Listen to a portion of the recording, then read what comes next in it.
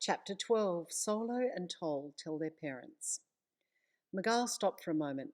Man, this is a good story, he said, looking at Tole and Jax. You guys wrote it, but it all really happened. Yep, said Jax.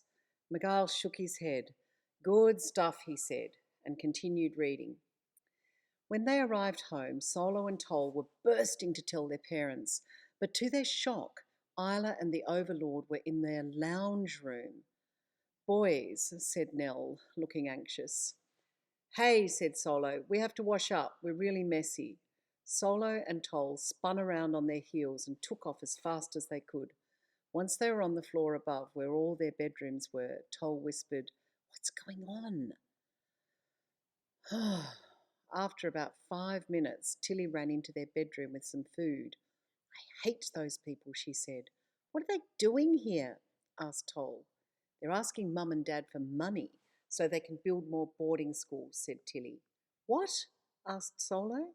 No way, said Tole. Mum and Dad told them no, said Tilly. Dad said it very loudly. Solo and Tole shook their heads. I wonder if it's safe to go down, asked Solo. Yes, said Tilly. They went just after you came. Good, said Tole, standing up with a big sigh. Bill came into the bedroom and saw Tole with his eyes full of tears. What's the matter? Asked Bill.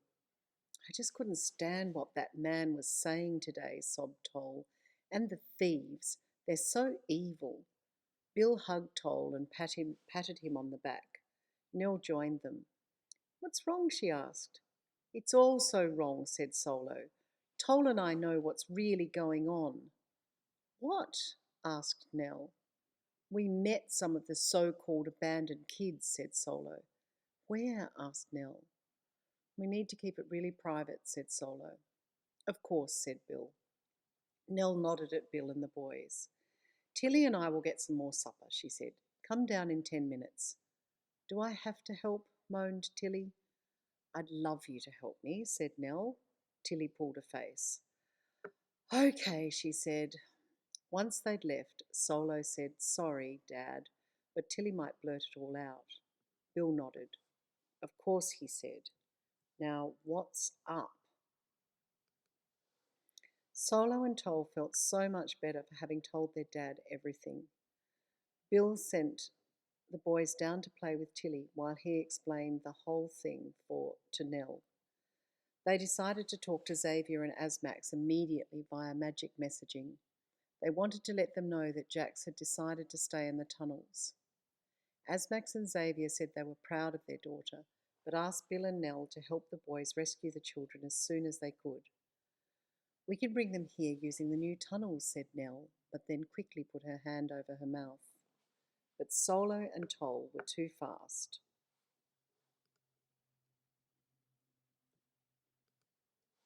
Okay, I've changed that a little bit now. So it now says, Nell and Bill asked to speak to the boys privately while Tamsin put Tilly to bed.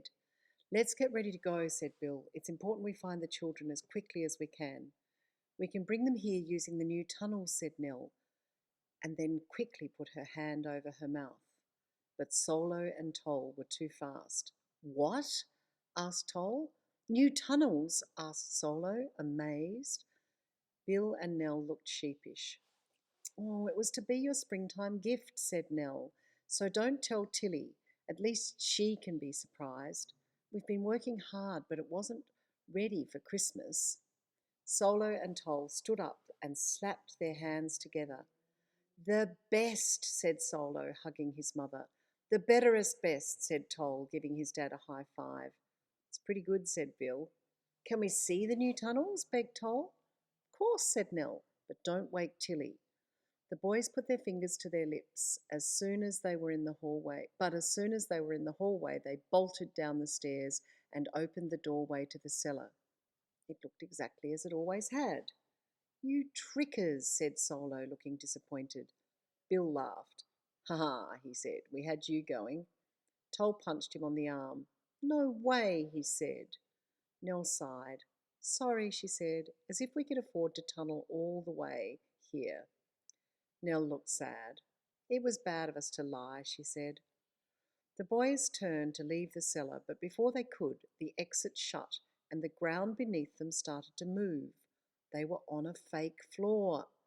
Quickly stepping to one side, they watched, amazed, as the floor moved aside to reveal another floor in which there was a big trapdoor. Solo stared at his parents in shock. "You had me going," he said. "We had both of you going," said Bill. "Go on, lift up the trapdoor." Tole and Solo pulled the large brass ring and gasped when they saw the most brilliant tunnel. It was evenly lit. The boys beamed at their parents. "Well, if two imaginations can't build their children a lit tunnel, what good are they?" asked Nell.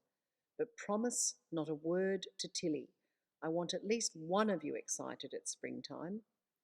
The tunnel was the best. It went for ages, and when it finally connected into the main tunnels, there was a secret door that Bill had devised so that no one but the Jews and their friends could ever enter through the private tunnel. "I love it," said Solo. "Me too," said Tole. "Can I tell Jax, please? She won't be here at springtime." "Of course," said Nell, "but no one else. With the thieves so close, we have to be careful." Tole and Solo looked as if they'd both burst out of their skins. Now, now back to the house," said Bill. "We need to ask Tamsin to be on guard and then get going on our rescue mission." Tole nodded, feeling a burst of excitement to be part of a rescue team. He immediately telepathed Jax to let her know they were on their way. "Great," she said. "Keep messaging me. It's awful here, and if I don't answer, feel free to send a vibrating magic message." Tole grinned. "I wish I could receive one of those," he telepathed. "You do wish," said Jax. "They're good, but they only work with eye switches, so tough luck." Nell, Bill, Tole and Solo quickly put some things together for their rescue mission. While Tilly slept, Tamsin helped them pack lots of food and drinks into their backpacks. Bill and Solo carried all the food, and Nell and Tole took the drinks. They thanked Tamsin before setting off down through the trapdoor in the cellar. In no time at all, they were in their private tunnel and then out into the maze of underground tunnels that led to the city. Each of them checked carefully before heading into a new tunnel in case the thieves were about. Tole kept telepathing Jax to see if everything was all right. At first she was telepathing back, but then she stopped. Tole sent her a vibrating message, but there was no reply. He felt his heart start to race. He tried again, but still no response. "We've got to hurry," he said. "Why?" asked Nell.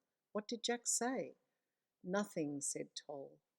"So?" asked Solo. "That's just it," said Tole. "She didn't say anything. She's not responding."